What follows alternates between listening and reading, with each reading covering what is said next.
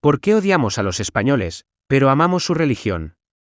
Desde la educación, nos han enseñado a odiar.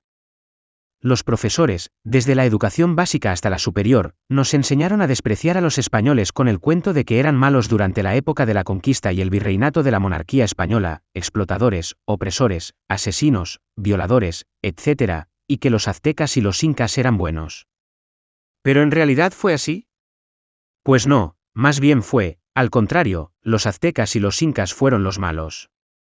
La pregunta que nos hacemos es por qué tanto amamos a su religión si los españoles eran tan malos, y por qué no seguimos con las religiones de los aztecas y los incas si ellos eran buenos.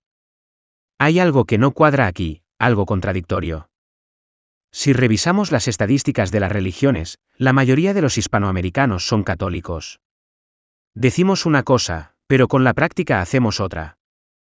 Odiamos a los españoles, pero nos ponemos la señal de la cruz, rezamos al pasar por las iglesias y realizamos las Semanas Santas más grandes del mundo. La respuesta es simple: nos han engañado con la historia, con intereses económicos y políticos.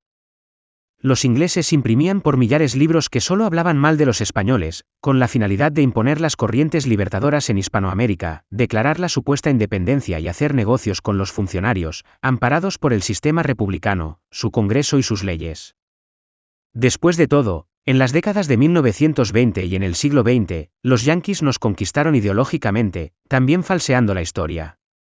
Rusia también entró en ese juego, difundiendo que los españoles y los yanquis son explotadores y que la mejor opción es el socialismo. En realidad, el gobierno de Juan Velasco Alvarado fue utilizado con ese objetivo. Finalmente, nos enseñan que los chinos son buenos y que es mejor hacer negocios con ellos, y así nos siguen engañando.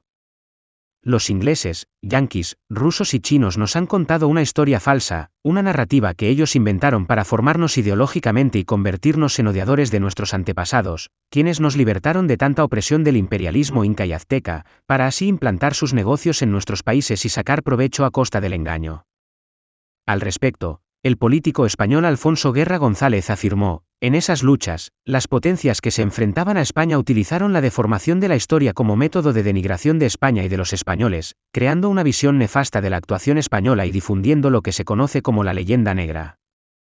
La verdadera historia fue así: los españoles nos trajeron la paz y el amor.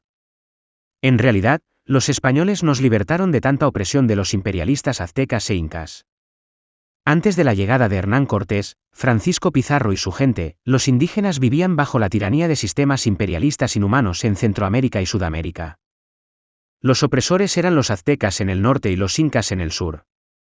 Por eso amamos tanto su religión de los españoles, no fue impuesta a la fuerza, sino que los indígenas se convirtieron voluntariamente al catolicismo al ver en él una religión de amor y paz. La religión de aztecas e incas, en cambio, estaba acompañada por la violencia y la muerte.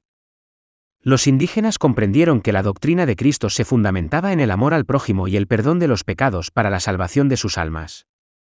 Al aceptar a Cristo y bautizarse, estaban alcanzando la salvación en otra vida y una vida en abundancia en la tierra, en libertad. Esto lo entendieron bien, por eso en masa se convirtieron voluntariamente al catolicismo. Hoy en día, la evidencia de ello es que en la celebración de la Semana Santa se congregan millones de personas para ver las procesiones y tomarse fotos.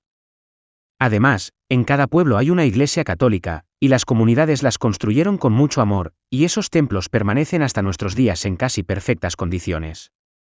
La Santa Inquisición estuvo prohibida para los indígenas, ya que la conversión al catolicismo era voluntaria. Tampoco había persecución por practicar sus ritos y religiones prehispánicas. Es decir, existía libertad de credo.